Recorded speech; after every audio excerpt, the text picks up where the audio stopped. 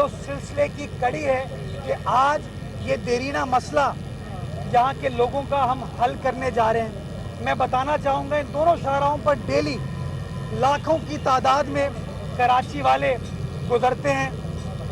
यहाँ पर ना सिर्फ लोग दफातर जाने के लिए, अपने ऑफिस जाने के लिए इन सड़कों का इस्तेमाल करते हैं, लेकिन इसके आसपास लाखों की तादाद में कराची वाले रहते हैं।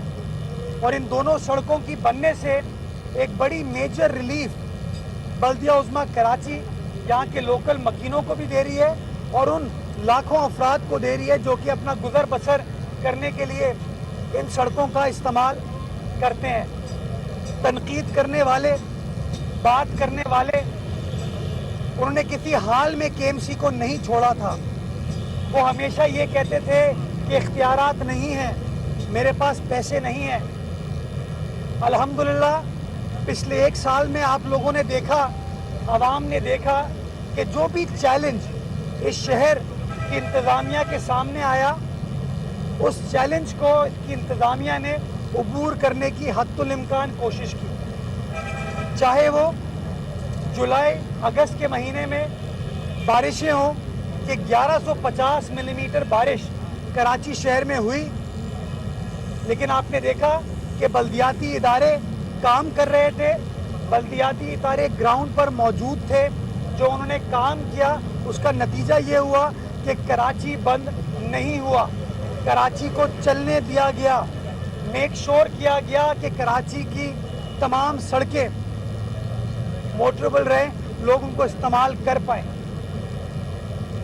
मादी में मेयर ये कहता था कि मेरे पास इख्तियारात नहीं है, मैं कुछ नहीं कर सकता हूँ। मैं कैफे प्याला पर बैठकर गुज्जर नाले के बराबर में चाय पी सकता हूँ गवर्नर साहब के साथ, लेकिन इस शहर की आवाम की खिदमत करने के लिए कुछ नहीं कर सकता हूँ। उसी बल्दियाती इदारों ने, उसी बल्दिया उज़्मा कराची ने उन्हीं वसाइल में आपने देखा कि हालिया बारिशों में उस चैलेंज को टेक ऑन किया और अल्हम्दुलिल्लाह आप लोगों की मदद से, आप लोगों की सपोर्ट से हम लोग कामयाब हुए। सड़कों को नुकसान पहुंचा, हमने कमिट किया, पाकिस्तान पीपल्स पार्टी ने कमिट किया, हमने मुकदमा रखा सिंध हुकूमत के सामने, वजीर आला के सामने, वजीर बल्दियात के सामने कि कराची के अंदर सड़कों को रिहैबिलिटेट करने के लिए फौरी तौर पर काम करने की ज़रूरत है।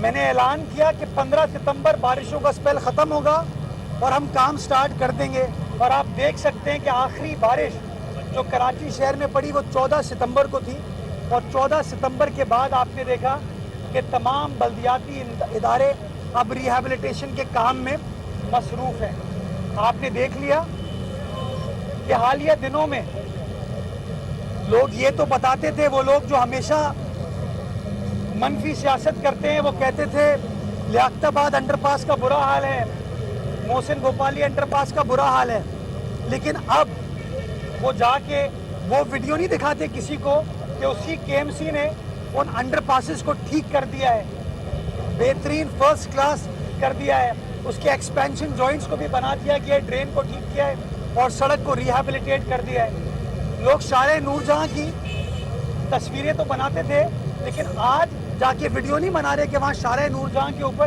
काम होता हुआ नजर आ रहा है। लोग कचरे की शिकायत तो करते थे, लेकिन आज लियाकताबाद की गंदी गलियां साफ हो रही हैं तो उनको शर्म नहीं आ रही कि वो जाके दिखाएं कि अब काम होता हुआ नजर आ रहा है।